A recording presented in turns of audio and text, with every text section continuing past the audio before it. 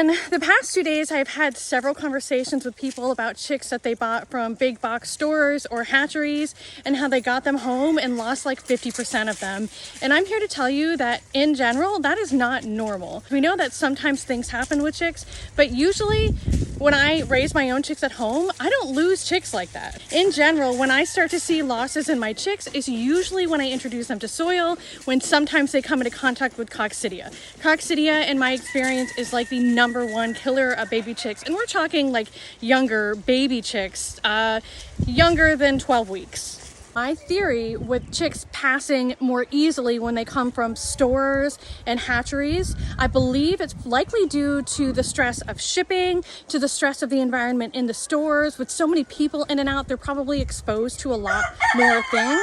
And also, my concern is when people get them home, what the brooder setups look like, that they have too much or not enough heat, that the red light from the heat lamp is causing the chicks stress, that they don't have clean water, clean, pure, fresh water, and perhaps maybe what they're being fed. Chicks need to be fed chick starter crumbles, and my personal theory is to feed unmedicated feed until they get introduced to the soil and then start to consider treatment for coccidia. A couple things to keep in mind about chicks that you're buying from stores: they're probably vaccinated, and I don't know what the feed stores are feeding them. Typically in those big box stores, you see chicks being kept under heat lamps.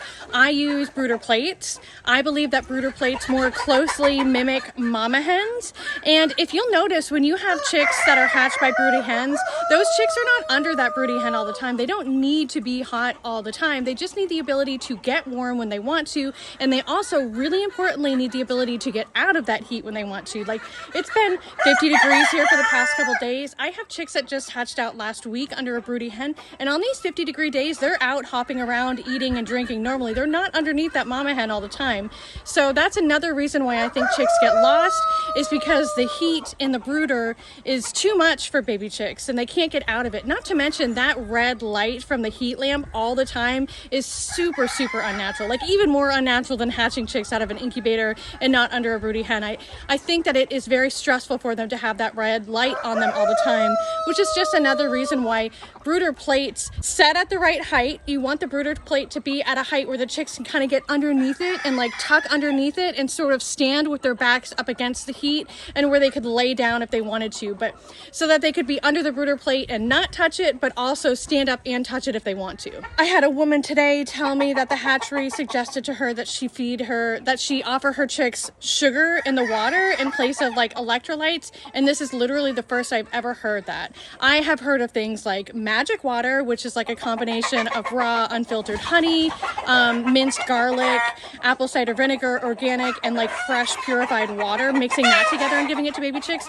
or like probiotics and electrolytes, but I've never heard of sugar water. Personally, in my baby chicks, I just give fresh, clean water, and I would give magic water in an instance, maybe if I had shipped chicks and I felt like they needed a little bit of a boost, but only in an instance where I felt like I needed to do something to boost their immune system, or they were weak and lethargic, would I give them extra above and beyond vitamins and electrolytes. Of course, these are just my theories and my experience, and I would invite you to continue to do your own research to figure out what's going to be best for you on your farm, because it's different. Our location plays a big part in what's best for us on our farm and what kinds of parasites we deal with, what sort of bacteria are in our soil, and how we need to treat our flock accordingly.